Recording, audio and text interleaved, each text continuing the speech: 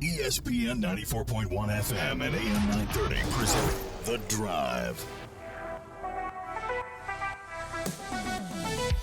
We're back and ready to go for this Tuesday, April 2nd.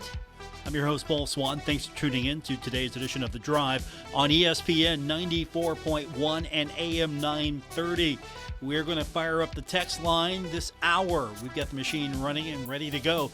304-396-TALK.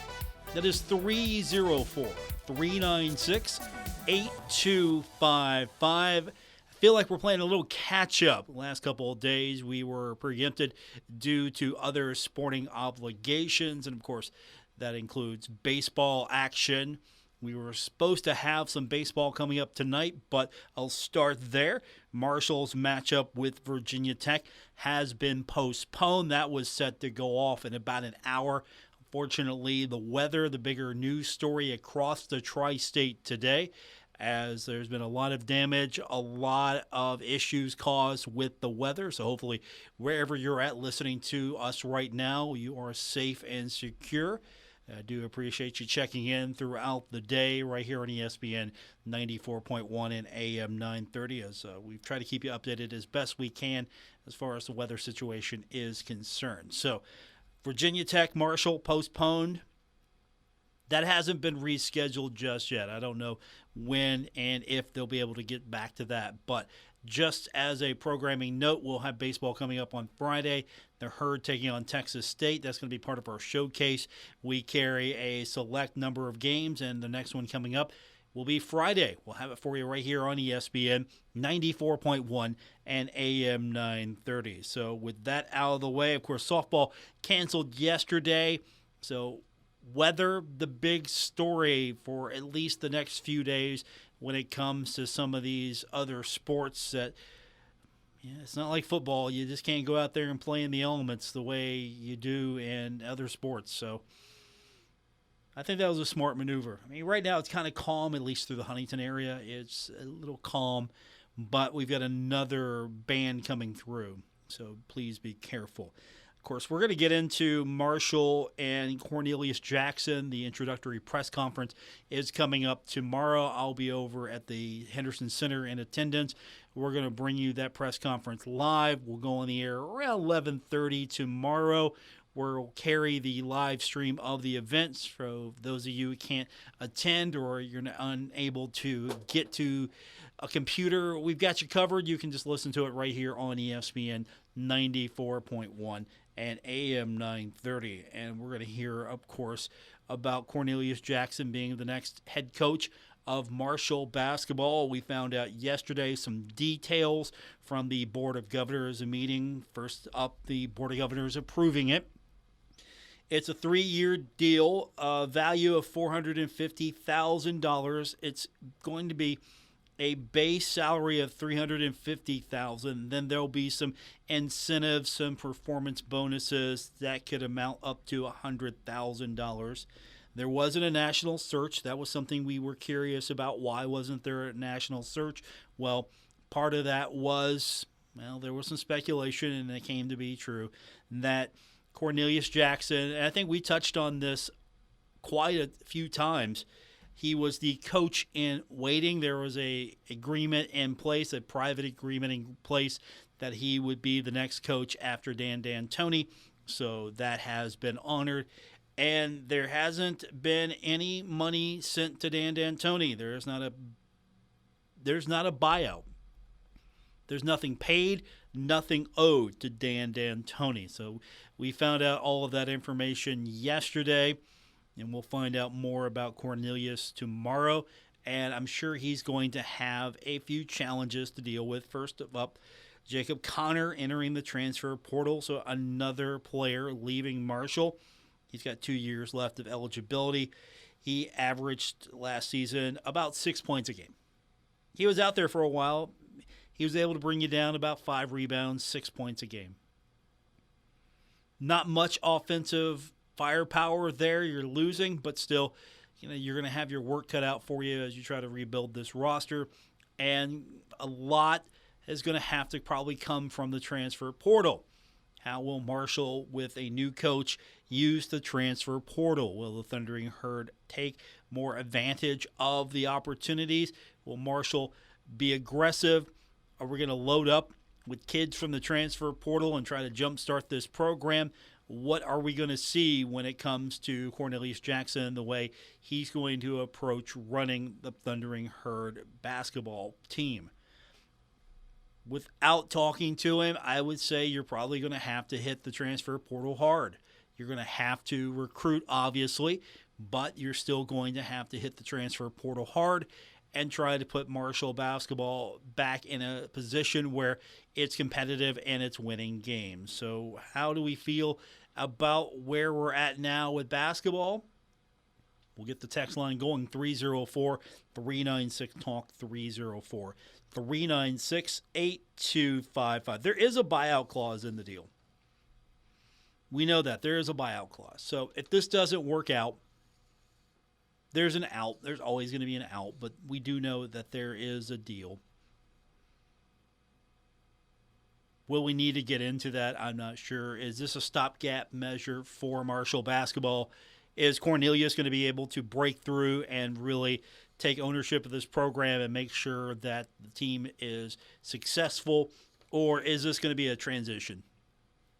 Ultimately, I think the way this team performs will dictate that, but if Coach Jackson can get things going and get this program to take off and be successful, win some tournament championships, maybe win regular season crown, get into the NCAA tournament, some of those success metrics, I think he'll be fine as the head coach. No worries there. But if Marshall doesn't hit certain benchmarks, and I'm curious if there are certain benchmarks that have to be hit within a certain period of time, how long will Marshall wait to see success? What's the timetable for that success? Will it be the duration of the contract? Will it be less than the duration of the contract? Will Marshall go, okay, we're giving you the opportunity, good luck, but if maybe after a couple of seasons it doesn't appear to be working out, will Marshall make a change again, or will he be allowed to play out the remainder of his contract? And we'll see. A lot of questions. Of course, we will be there tomorrow, and we're going to have that introductory press conference. That's coming up about 11:30 tomorrow. So if you can't make it, or if you don't have the ability just to pull up your computer, video stream, whatever the case may be, we're going to have that for you here on the radio side. And, of course, afterwards we'll talk about it here on the show tomorrow. So I'm looking forward to it, at least to hear what has to be said and, of course, what we can expect, at least what's the plan for Marshall basketball. Let's get you in. It's time to do that. We haven't done that in a few days, so I want to do that. Take advantage of it, please. Opportunity for you to talk about what's going on and to express your opinion. Have a voice in it today. 304-396-TALK, 304-396-8255. Thanks for tuning in on this very gloomy day. I'm your host, Paul Swann, and this is The Drive on ESPN 94.1 and AM 930. This is The Drive with Paul Swann on ESPN 94.1 FM and AM 930. Our text line this hour is 304-396-TALK, 304-396-8255. I'm your host, Paul Swann. Welcome back to today's edition of The Drive here on ESPN 94.1 and AM 930. Let's go back to our text line. First up, Pat wants to know in Huntington, how could there be nothing owed on the other coach when he had a 3-year contract? Keep in mind, and please don't take this as the gospel, but keep in mind that Dan D'Antoni was a state employee. So as a state employee, it's year to year. Anything that is over a year, it's got to be guaranteed, I believe, by the Big Green. So year to year employee. And however the contract was worded,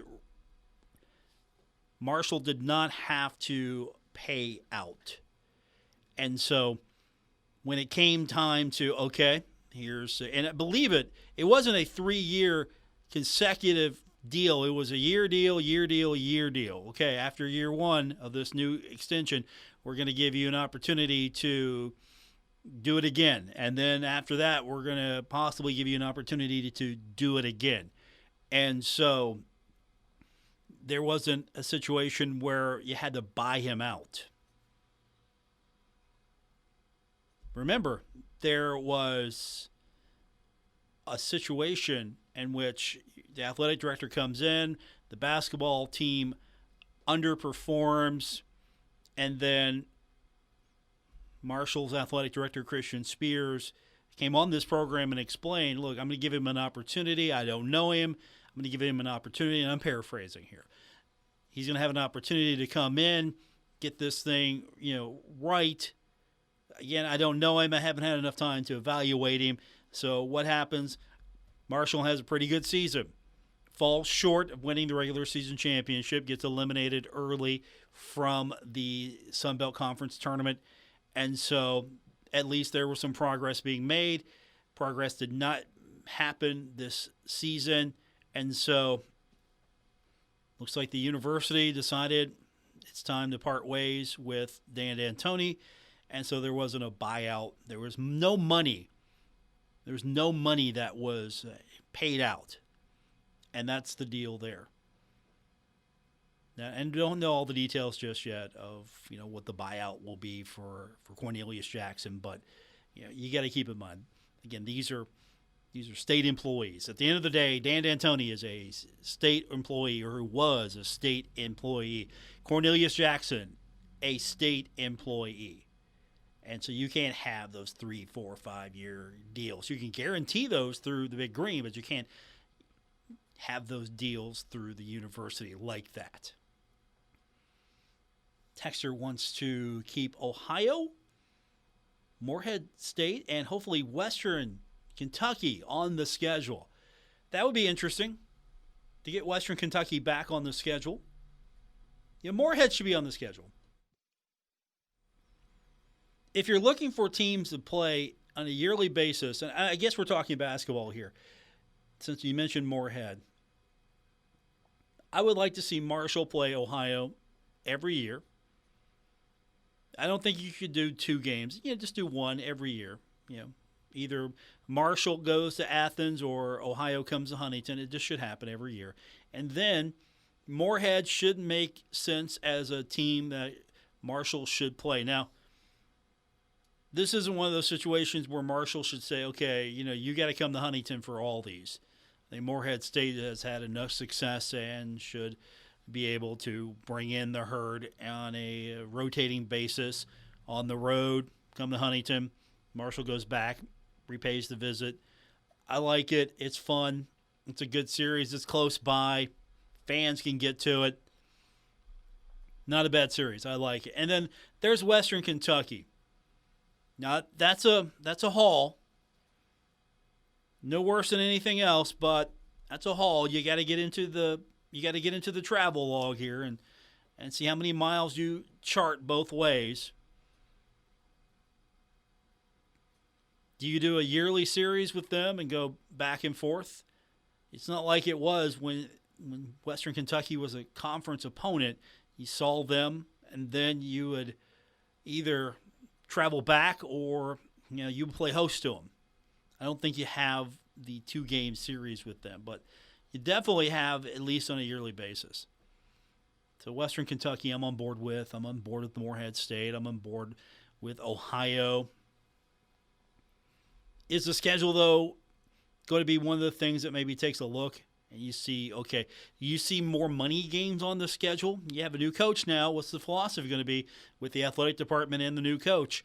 Will you have to take a couple more money games? Games that you might be competitive in, at the same time you might get killed in, you get murdered in. But you got to take that L to get some money to come into the program. What's that going to look like as far as the schedule is concerned? And, of course, you're trying to work your way to the point where you're competitive in those games, and you gotta take a chance. But does that mean Marshall's going to travel to Kentucky more, take on the Wildcats? Maybe not on a yearly basis, but there'll be an opportunity for Marshall to take more of those games. It's a money game.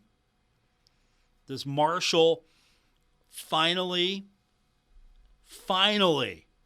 relent and goes to Morgantown, and not one of those where we want a reciprocal game, we want a game coming back here? Just go to Morgantown. Not even try the Capital Classic approach. That's not going to happen. Just go to Morgantown, play the game. You want to play the game, play the game. But you go to Morgantown, it's a bigger venue. Going to get a payout for it. Do you see that series resuming? New coaches? Could it resume with new coaches? You don't have the animosity there anymore. And I'm sure, that's kind of faded over the years. But Dan D'Antoni, Bobby Huggins, I don't think they were sending each other Christmas cards, to be fair. So do you see that series resuming maybe with new coaches? Could it resume? Do you want to see it resume? That's the big question. Do you want to see it? I'd be okay with it, but I think you'd have to take that show on the road. You'd have to go to Morgantown. And I don't think that West Virginia would make the trip to Huntington. And I don't know if the Charleston Civic Center Coliseum is going to play host to that series anytime soon. I just don't think you can work that out. I don't know how much animosity remains. In other sports they get along. Baseball, they get along fine. Soccer in conference, you have to play that. Tennis, there are sports in which the two programs definitely work together to benefit each other. But when it comes to the big money sports, football and basketball, I just don't see how it's going to work out anytime soon. But there's that opportunity there now with a new coach, as Cornelius Jackson say, you know what, I don't care. We'll go. It's good. We'll go. Let's play it in Morgantown. Let's see what happens. Maybe we can work it out. We get them eventually in Huntington. I don't know. But let's just go play that game. That's a long-term thing. That's not a question I'm going to look at him tomorrow and say, hey, coach, now that you're the new coach and there's a new coach in Morgantown, you're gonna try to play that series? Yeah, that's not my opening salvo tomorrow. It's not. But is that a possibility now? Do you see that maybe the schedule changes a little bit, maybe a little bit more diversity? You try to play a little bit more of a challenging schedule. You take some lumps earlier, try to get better. You try to come up with an attractive schedule, find teams that will be attractive to bring them into Huntington. If you can, how do you entice a more attractive team to come into Huntington? Those are some of the questions I think long-term we're going to have to ask. Don't expect Ohio State to come into Huntington. Don't expect that. But, will there be a team that you could possibly bring into Huntington that's willing to make that trip? Maybe a 2-for-1 deal. I don't know.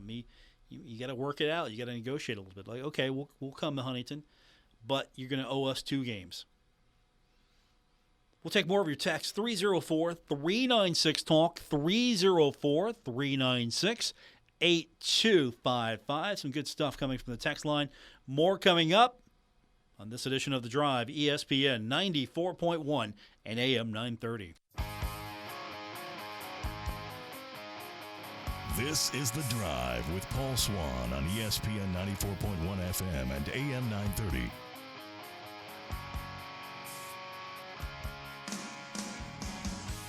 We continue on with today's edition of The Drive. It is Tuesday, April 2nd. I'm your host, Paul Swann. Thanks for tuning in. I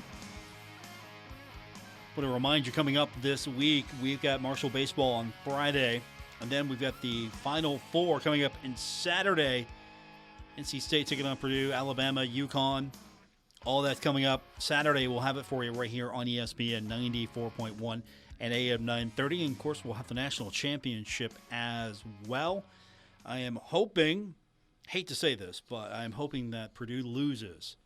Only because I don't want Purdue to have a shot at winning. Just to keep my bracket sort of intact, I might have a shot at finishing second. 1 point difference. A random game here or there. I could have possibly put myself in a position to finish first. But it's fun trying to pick these things out, and we've got NC State, Purdue. NC State's a feel-good story. Alabama playing some really good basketball right now. UConn, of course, they're a tough team, always challenging. Should be a fun one. We've got all those games coming up.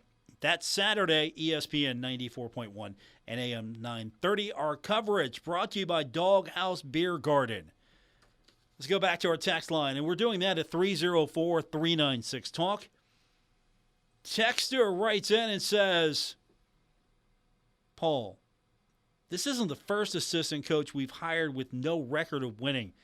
Anybody remember the name Billy Donovan or Dana Altman? They turned out okay. This one just happens to be homegrown. Let's give the guy a chance. I'm predicting great success for Corny. Go Herd. Is that really a hang-up for a lot of people that Marshall didn't conduct a national search, and instead Marshall already had its next coach ready to go, in the wings, coach in waiting? Is that really a hang-up for a few of you? I'm curious. Be honest with me. Is that something you would have liked to have seen Marshall do? Go out on a national search, try to find the right guy? Or do you think that maybe Marshall hiring within was the better decision? You got a guy with a little continuity and familiarity with the program, familiarity with the players that remain. Going to have to hit the recruiting trail, going to have to hit the portal, trying to build this team back up. There's a lot that's going to have to change, of course, for Marshall basketball to be successful. And do you think that maybe we're going to see a different style of Marshall basketball and just really don't base it on what Dan D'Antoni did with Cornelius Jackson being his assistant? And, of course, keep in mind there's more of a Greg White connection here than a Dan D'Antoni connection here with Coach Jackson. Keep that in mind as well. And I know over the years, I've really softened on Greg White. Maybe if he would have been allowed to participate in a couple NIT opportunities, this team might have had a little bit more success. But those are a couple good names. Billy Donovan, would love to see him stay longer at Marshall, but he went off to bigger and better things, won a couple of national championships. Dana Altman, he's had a tremendous career, definitely a consistent coach, successful wherever he goes. Back to our text line, 304-396-TALK. Texter says, Paul, I'd like to see some new teams on the schedule. Atlantic Sun, A10, CAA, Big South, Southern, MVC. I'm tired of Duquesne. 3 MAC schools. Teams like Indiana State, Evansville, St. Louis, DePaul, Stetson, College of Charleston, Butler. There are a lot of teams that would be somewhat close in distance and size. I mean, that's an attractive schedule right there. You were able to get some of those schools to come into the Henderson Center, or just get them on the schedule. That would be a really competitive schedule. Maybe I should put you in charge of booking the schedule here. Who wouldn't want to see some of those games? I think that would be cool. You get some of those teams to come into the Henderson Center and maybe get a series going. I'd like to see some variety. I like to see competitive and some variety. Now, I know ultimately the challenge here is to get fans to show up to support Marshall. Doesn't really matter the opponent, and it shouldn't. It doesn't matter the opponent. You're going to support Marshall. So I'm going to be at least on that bandwagon. Doesn't matter. Marshall could be playing, I don't know, Marshall could be playing Huntington High. You know, Coach Huff likes to reference them now and then. Huntington High could be on the schedule, and Marshall's playing Huntington High. I'm going to go see it. But, no, I see what you're saying, and I agree with it. There should be some challenging opponents. There should be some good, close opponents. You know, you shouldn't have to drive by a lot of schools to get to a lot of other schools. I mean, if you can get to it, you should be able to maybe work out a deal. But yeah, Indiana State, you could travel to Indiana State. Evansville, sure. St. Louis, I mean, who wouldn't want to go play St. Louis? DePaul, yeah. You play Butler. There are some teams that would be comparable school-wise, size-wise, travel-wise would be good as well. Give you a little bit of diversity. I've never been a fan of those global sports classics challenges, where you play the 3 teams and then you go on the road to the bigger school that's playing host to everybody. I wasn't a big fan of those. If you're going to go play in a tournament, go play in a tournament that actually has some interesting competition. And, of course, they could be saying the same thing about you. Like, why are we in this tournament with Marshall? So Marshall's going to have to work its magic, try to build up program credibility, be successful. You don't want to be that program which you don't have any benefit of playing. You want to be a school that's good. You want to be a school that you get some value for beating. But at the same time, you're going to get a good matchup, and there's some benefit to playing that school. Win or lose, there's some benefit there. You want to try to build the program to that point. You don't want to be just, that's an easy win. I mean, that might help. That might help in the short term. Like, okay, that's an easy win. We can get them on the schedule here. But at the same time, I think Marshall's going to have to build up the credibility of the program. Be attractive. Be an attractive opponent.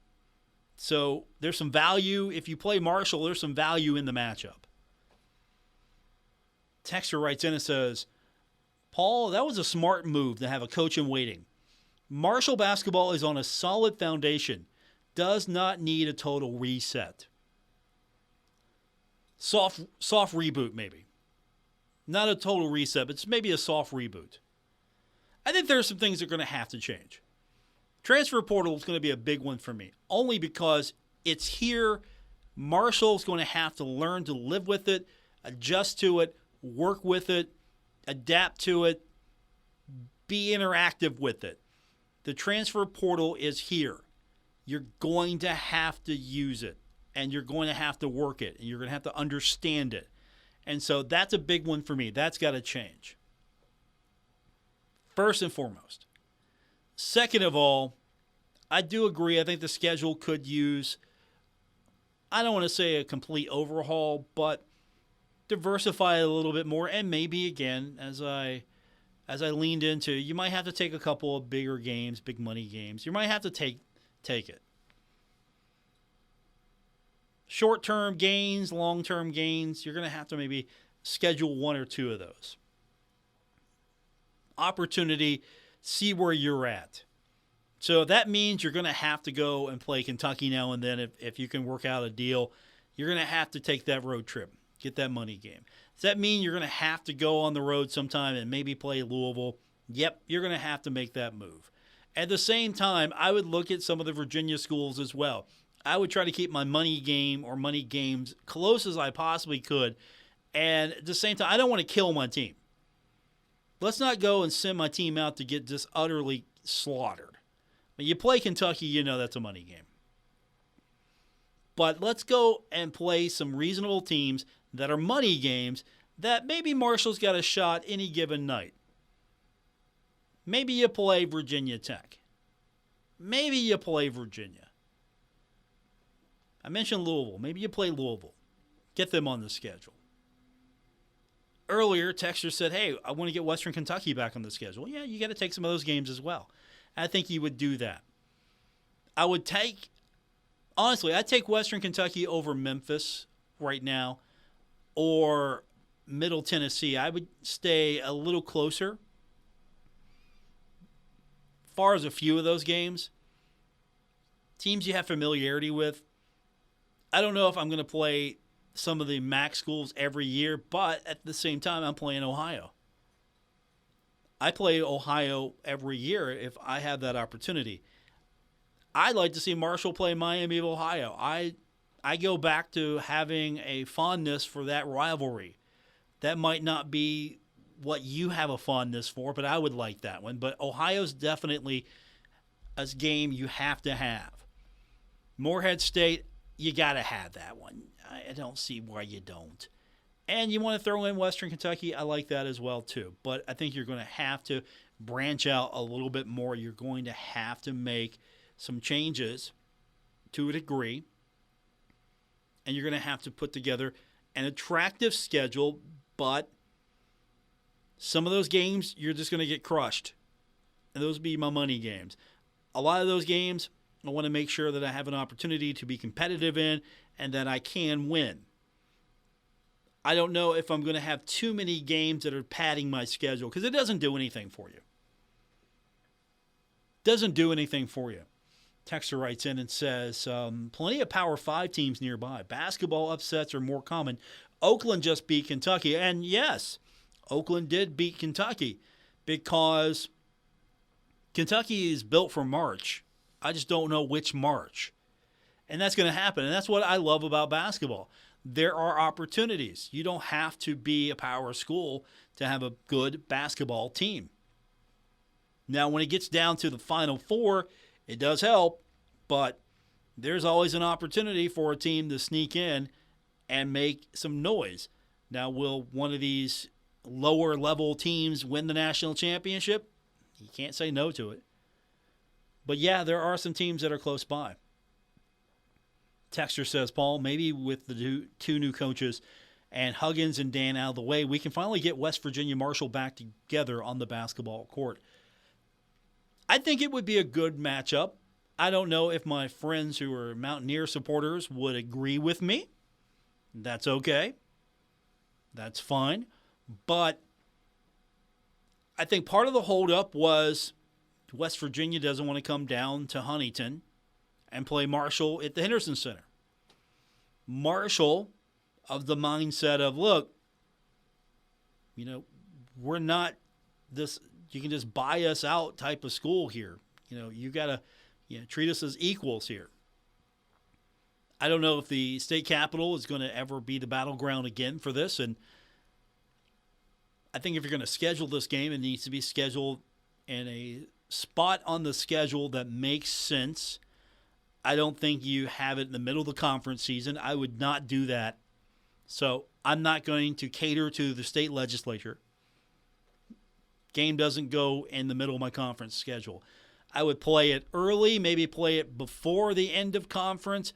I would have it somewhere, but I wouldn't have it interrupt my conference schedule because once I'm in conference, I'm in conference. That's what I want to focus on. And so how do you make that work? And do you get over the hang-up of, we're not coming to Huntington? Well, we're not going to come to Morgantown every year. You got to come down to Huntington at least once so often. And you got to look at where the programs are right now. West Virginia, Marshall, not exactly on top of the basketball world at this moment. There's a lot of buzz surrounding the West Virginia program, though. And at the same time, you got an opportunity to play a Big 12 school. That's what they are. It's a really good conference. And it could be a money game. I would throw that in. Okay, it fits my criteria. You got to play a game. It's a money game. Well, play that game. Maybe you don't play it every year. Or do you want to see that one? You want to see that one every year. Is there an opportunity to get those two programs together? Now, of course, again, baseball's a little different. You can get away with that. You've got the game in Charleston. You've got the game in Huntington. You have the game in Morgantown. And maybe in a few years, Marshall baseball will be competitive enough where it's going to be a game. It's going to be a series. You've got that. Soccer, as I mentioned, that's going to be played, either in Morgantown or in Huntington. Some of the other sports get along and can do it. It's just football and basketball. Football I don't see happening anytime soon. Basketball is the only other avenue I think there might be a possibility. But you might not even want to deal with that. That's another question there. Does the athletic department want to go and deal with that aggravation every year? Because let's be fair, the Mountaineers and the Thundering Herd fan bases don't get along when it comes to this. Day to day in life, in real life, we're all fine. But you get territorial here. Oh no, it gets ugly. Some of my best friends in life are Mountaineer fans. Some of the nicest people who have ever been to me are Mountaineer fans. So it's not a thing for me. Texter says, the only way that the, quote, scared ears, end quote, is to do a 1-for-1 or 1-for-2 each year. They think they're upper echelon, but look how they've done as well. They're in a tough league. Big 12's tough. They're in a tough league right now. I'll give them the benefit of the doubt. That's a tough league that they compete in. How would Marshall fare in the Big 12? Now, if Marshall was a Big 12 team, that would mean Marshall would have to have Big 12 resources, which I don't think Marshall would be able to pull off right now. But I like the matchup. I think it's a fun matchup. I will concede the point that some don't agree with me, and that's fine. We can agree to disagree here. Texter writes in and says, Paul, I don't foresee West Virginia coming to Marshall anytime soon. Played the game in Charleston very early in the season so that it draws attention to both teams at a time when most are focused on football. I'm okay with that. As long as it's not in conference, I'm okay with that. And again, I never really liked having it scheduled where it would just interrupt my conference flow. And, of course, you wanted to tie that in with state lawmakers being there. I don't think you have to do that. I get it, but you don't have to do that. I would think you just play the game. Play the game. Have it on the schedule. You don't have to make it the Friends of Cole Bowl. You don't have to make it anything else. The way we tried to make the football game something and the way you made the basketball game something, you don't have to do all of that. Just play the game if you're going to play it. You don't have to have all of these extra modifiers on it. Just play the game. Let the game speak for itself. You want to play at a neutral location? The two programs can agree to that? Sure, play it. Or you go to Morgantown, you take it as a money game. You play it every now and then. Maybe you can work a 2-for-1. Like, look, okay, we get it. Coliseum is much bigger than the Henderson Center. We get it. There's money to be made here. Let's do that. Let's make money. More texts coming up. 304-396-TALK, 304-396-8255. This is The Drive, ESPN 94.1 at AM 930.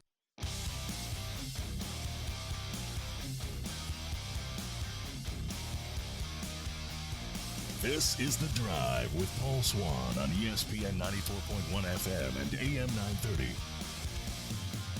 We got a few minutes to clear up some texts. Let's get to those now. We'll do that at 304-396-TALK, 304-396-8255. First up, texter wrote in and said, Paul, I would rather see West Virginia women versus Marshall women.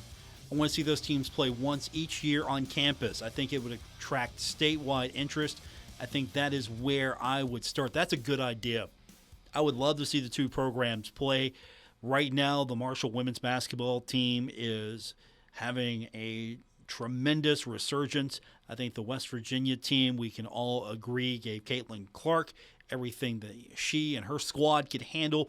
And if you watch the game, you might have thought they probably should have won that game. So I think that would be a great series. I would love to build a relationship between those two programs and have that be something that we can look to yearly.